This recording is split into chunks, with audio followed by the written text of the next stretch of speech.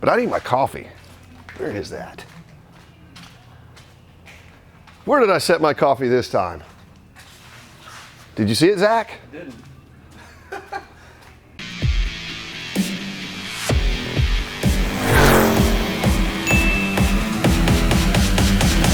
Good morning and welcome to Coffee Walk. We're gonna do another shop tour today and see how things progressed since last week. I want to give a special shout out to Mrs. Carol Bogle, Kevin McCarthy's mother-in-law, who is a fan of Coffee Walk, which is fantastic. She wants to know why Kevin's not on Coffee Walk more often.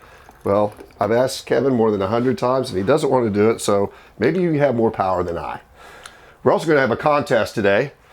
The person who can guess the actual MSRP of a 94 Wrangler we have in the back that we're going to show is going to get this beautiful Blue Island gift pack. And if you'd like to have a Coffee Walk shirt or a Coffee Walk mug, Kelsey and Zach have worked incredibly hard on our YouTube channel. Go to YouTube channel, just type in Dennis Collins, they're at the top. So get your cup of joe and let's go. Let's start off with a beautiful 1989 YJ Wrangler. A lot of people refer to these as the first square headlight Jeeps. They're actually not. The CJ10 was the first square headlight Jeeps. This is a base model, which means half door, soft top. Your two engine options for this year were the 4-cylinder and the 6-cylinder. This is a 4-cylinder. Now it does have power steering, power brakes. You look at the condition of this thing, it is absolutely incredible, and you'll see why in a second. Red with sand color interior. Top is absolutely beautiful. We have not even cleaned this Jeep. This is how it showed up. I got the lead on this from the Jeep dealership who sold it new and serviced it for the 90-year-old man. They called me and said, hey, this guy's got to the point where you can't drive a 5-speed anymore. Are you interested? I said, absolutely. Look at the interior of this Jeep. Just stunning. I'll be rolling. And the mileage on it is 11,680 actual miles. The base Jeeps had these temporary spares, which actually carried over from the CJs. The CJs, a lot of them had temp spares as well. It's really neat to see that. Bumperettes on the back. Just absolutely in stunning condition. I love finding stuff like this. I mean, when you see the interior of this, it's just amazing. Looks and smells and feels like new. It also has roll bar pad and the optional full carpet kit, which gave you carpet all the way up inside the kick panels. Really neat. Some people refer to that as a quiet package, I think, and made the interior a little bit quieter. And next, and both of these came in this week, which is unbelievable. I do find low mileage CJs because I look for them really hard, but I also hunt for low mileage YJs and rarely ever find them. 1994. Now this is a very, very special Jeep because it was special ordered from new. Got it from the original man that ordered it new, had been in the same family his entire life, and this is an SE edition. Now this has got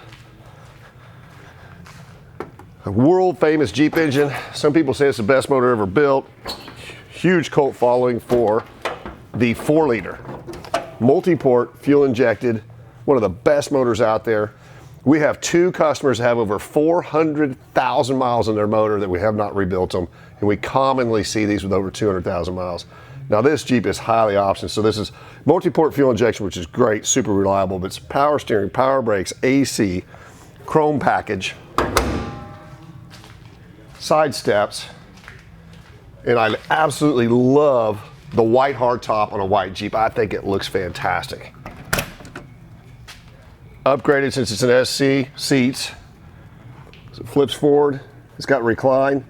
The door panels are called Cinder, which we actually have these door panels in Cinder color, NOS in stock, probably 20 sets left.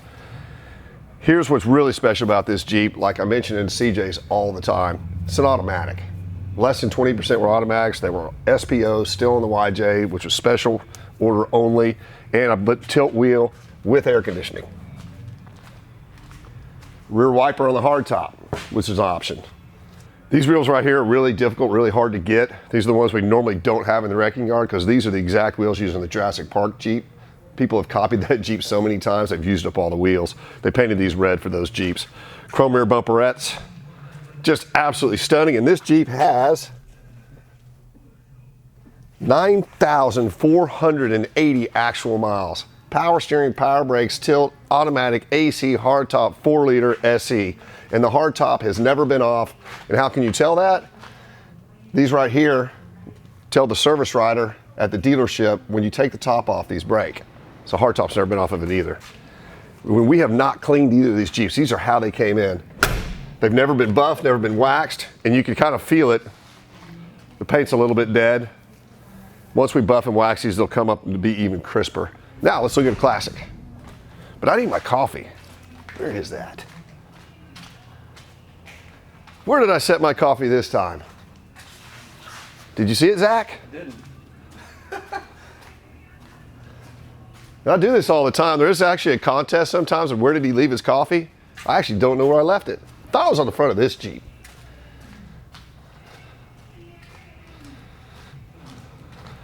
There it is. I gotta get my Richard stick out of here if I poke myself in the eye. So we talked about the Sunbeam Tiger last week because it was on Wholesale Wednesday, and this was on the trailer at the same time. A lot of people wanted to know about the 68 Chevelle. It was a 68 Chevelle convertible. This car has been parked for over 20 years. It's butternut yellow, black top, black interior. Now I had a flashlight in my hand when I walked out here too, and I've already lost it. I wanted to see if it had the original motor in it. This car's been parked for over 20 years. Now, Alex is supposed to be here at 7:30 this morning to see if this thing would run or not. I guess he stayed out too late. I don't know. I'm here by myself. But I want to check and see if it's got the original motor in it. And the pad for these on Chevrolet, where the numbers are, it should match the VIN, is on the passenger side. And there's what is called a deck, and the number is right here. Now, since I don't have my flashlight and I'm totally failing, I can see a 183 on the tail end. And let's look over here on the VIN. Oh, 193. Yep, 3193. It is a numbers matching motor. Now, you could have got a 6-cylinder, then the small V8 was a 307, then 327, and then the motor to have in this would have been 396. This is just a 307 car, but it is numbers matching. It's kind of cool. But a lot of people build these into resto mods. It's just a good platform to go from. Again, this car's been parked for 20 years. I believe Alex will get it running, driving the next day or two. We'll polish it, clean it, and see how it comes out. I think it'll be a cool car when we're done cleaning it. So stay tuned, and hopefully we'll show a test drive on that next week. So we pulled another one out. It was in a really neat area of Tennessee. Unfortunately, we've had a hard time traveling lately. I miss traveling and show you guys the finds on these. This was an incredible find. We couldn't go film it, but we're gonna do something soon. See what's going on in the body shop. So we're prepping a scramble right now. Let me turn the radio off. Thank you, Gustavo. So all these pieces are to a scrambler that we're doing a rotisserie restoration, body off, frame up. The frame is at the powder coater right now. So he's done a tremendous amount of work on the hood already. This is the last coat called the guide coat. He puts this black on there. If there's any imperfections, when he sands it, the black will be left over. It takes a tremendous amount of time to get a CJ hood straight. And we do that because when the customer is sitting in their Jeep and you're looking over the hood, they're always gonna see it. We spend an average of 2 days on each CJ hood. It just takes that much time to get it right. The bulkheads in the back are also another difficult part of a scrambler because when anything was ever hauled in the bed, they got dented and hit. So they've got to hammer and dolly these dents out and not fill them with Bondo. But we also will bring our PDR guy in before he starts all this work and effort, strap it down really hard and work as many dents out as we can. But to find a steel bulkhead panel like this and to get one of these in this condition, you can spend days on it. Also on this restoration, the customer wanted everything OE. Didn't want to use any aftermarket stuff, so we're fixing all the dents and dings in the tailgate. You do have to use a little bit of Bondo and fill some areas here because there's some areas you can't get to the PDR. But a beautiful tailgate. We're using the best of the best stuff on this Jeep. And, we're tons of Jeeps in the wrecking yard. We'll just pick the best stuff. Very, very straight. All these panels were stripped of bare metal before we started. Let's go ahead and see what we got going on here. Good morning, Ruben. Good morning, sir. All right. He's got the final guide coat going on this windshield frame. We even spent a tremendous amount of time getting these straight. As you can see here, there's no black left. so we don't have any high spots or low spots. Now here's the body tub. If we'll come on this side, see this is a rotisserie. People say rotisserie restoration because you can rotate it around and get to where you want to. An exceptionally nice floor in this Scrambler. It's not wavy, it's not dented, it's not beat up. Really nice wheel houses, really nice quarter panels.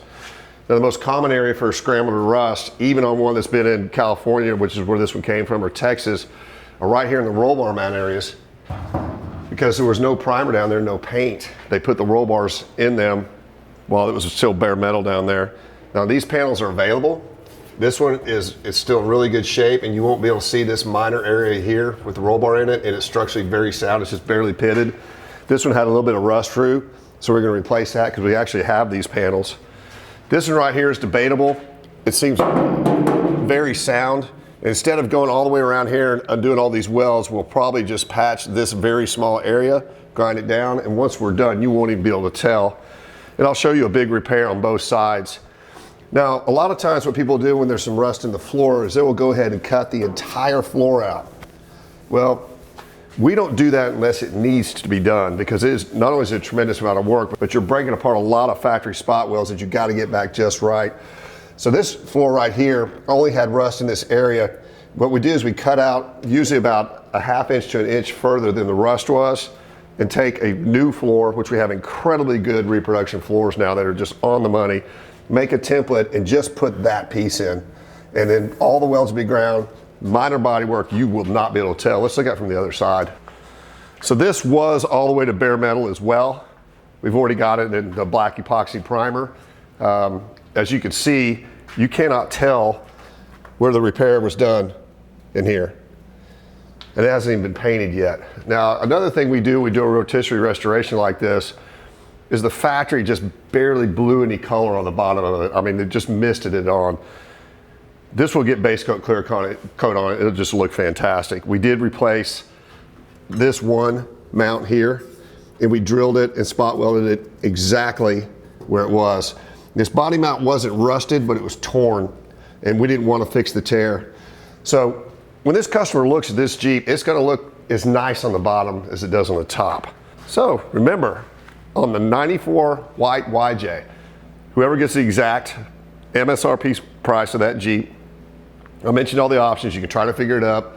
You're going to get a Coffee Walk mug and a Blue Island gift box. So please like, tag, share, and follow, and give us some love on YouTube. Zach and Kelsey worked incredibly hard on our YouTube channel.